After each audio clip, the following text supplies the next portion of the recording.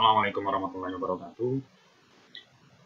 Teman-teman sekalian, menjelang Ramadan ini tentu kita telah merencanakan eh, targetan-targetan bacaan Quran kita untuk tilawah atau tadarusan kita selama di bulan Ramadan di 1441 Hijriah ini.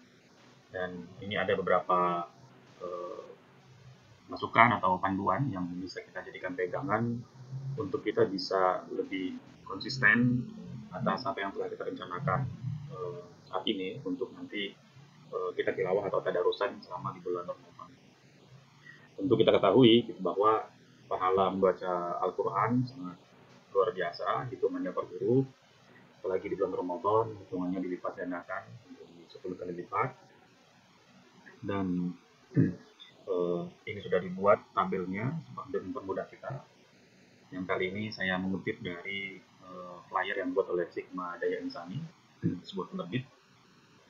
Nah, di sini sebagai panduan, ya, jika kita merencanakan untuk tilawah atau tadarusan dan khatam sebanyak 1 kali selama 1 bulan, maka jika kita menggunakan Al-Quran Utsmani atau Al-Quran pojok yang satu juznya itu ada 10 lembar atau 20 halaman, maka kita bisa merancang sebagai patokan ini untuk kita laksanakan jadwal tilawah kita itu sebelum atau sesudah sholat fardu.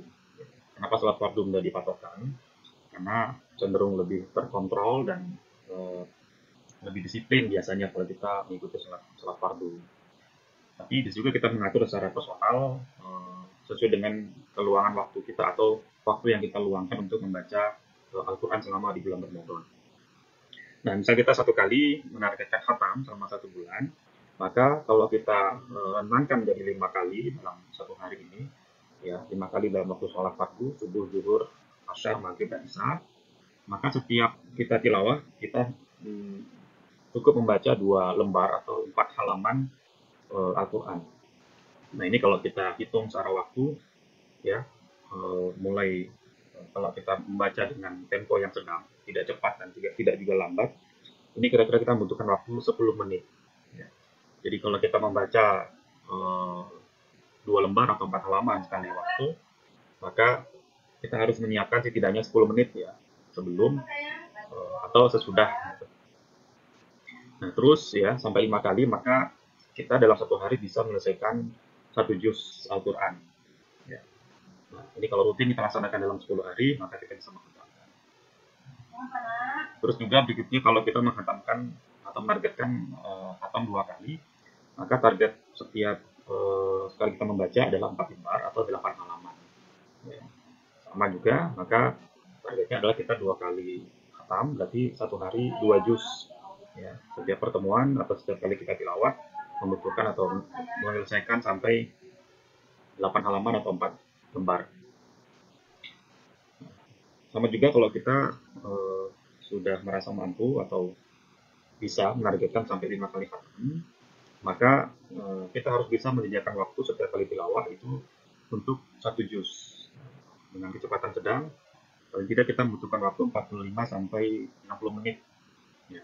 Jadi kalau kita bisa lebih cepat, ya, berarti kita menyiapkan waktu sampai 30 atau 35 menit itu bisa 1 juz. Nah, kalau kita 1 juz 5 waktu kita laksanakan, berarti kita bisa 5 juz sehari dan ini bisa kita selesaikan 5 kali khatam. Ya. Nah, bisa juga kita menargetkan sampai 10 kali khatam, berarti setiap 3 hari kita khatam. Ya, setiap 3 hari khatam berarti 1 hari kita harus menyelesaikan 10 juz.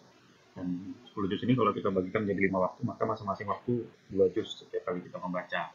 Tentu ya 2 juz ini tidak bisa proporsional ya, rata semuanya, karena untuk maghrib saja setelah ibadah maghrib ini kita membutuhkan waktu yang lebih banyak kalau menyelesaikan 2 juz. Itu pasti terbentur dengan waktu isya.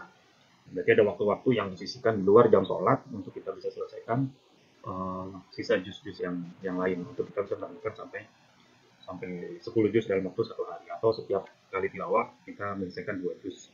Ya, 2 juz bacaan itu paling tidak membutuhkan waktu 1,5 jam ya dengan kecepatan yang relatif cepat, tapi tanpa meninggalkan kaidah-kaidah tajwid.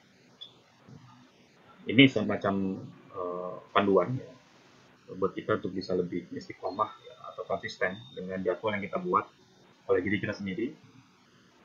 Mudah-mudahan di akhir Ramadan nanti di bulan Syawal kita mendapatkan ampunan Allah Subhanahu wa taala, kembali kepada fitrah ya, kita bisa konsisten karena memang tidak mudah ya.